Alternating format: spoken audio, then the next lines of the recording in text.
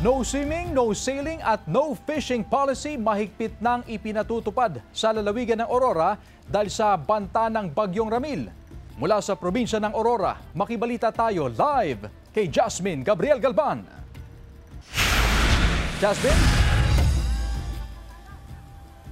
Chris, ngayon hindi pa ramdam ang epekto ng Bagyong Ramil dito sa probinsya ng Aurora, pero sa kabila niyan ay naka-alerto ng iba't ibang lokal na pamahalaan.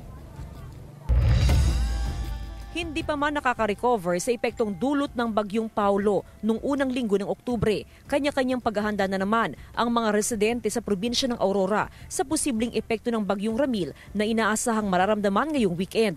Si Aling Natividad mula sa Barangay Paltik sa bayan ng Dingalan, nag-iimpake na ng mga gamit na dadalhin sa evacuation center. Lagi raw lumilikas ang kaniyang pamilya tuwing may bagyo dahil malapit lang sa dagat ang kanilang bahay. Tapos meron po talagang nagsasabi na likas na, tsaka meron pong mga truck na sumusundo sa amin. Hindi na pumalaot ang karamihan sa mga mangingisda sa Dingalan. Nakatali na ang mga bangka. Dadalhin daw nila sa seawall ang mga bangka bukas para hindi masira ng malakas na hangin at malakas na hampas ng alon. Marami nang nawawalang mandaragat kaya kailangan pag medyo may lakas na, uwi na agad kami. Hindi na kami naghihintay pa ng lakas ng panahon. Epektibo ngayong araw, ipinapatupad na ang no sailing, no fishing at no swimming policy sa mga baybayin sa probinsya.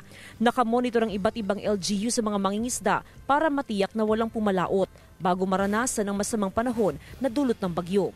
Kasi mamaya may mga pisor fox na hindi po nila nasusubaybayan ay baka lumayag na po yan. Mas mahirap po kung doon sila abutin sa dagat. Nakahanda na ang mga evacuation center sa iba't ibang mga bayan. Nakaposisyon na rin ang mga rescue equipment. Inirekomenda ng PDRRMO ang preemptive evacuation. Saka yung mga nasa tabing dagat po, particular po yung nasa tabing dagat ay magkakaroon po ng preemptive evacuation po. Siguro mamaya po o bukas po ng umaga. Maghapon na maayos ang lagay ng panahon sa Aurora. Bukas ng umaga, ide-deploy na ang mga rescue personnel sa iba't ibang lugar sa probinsya.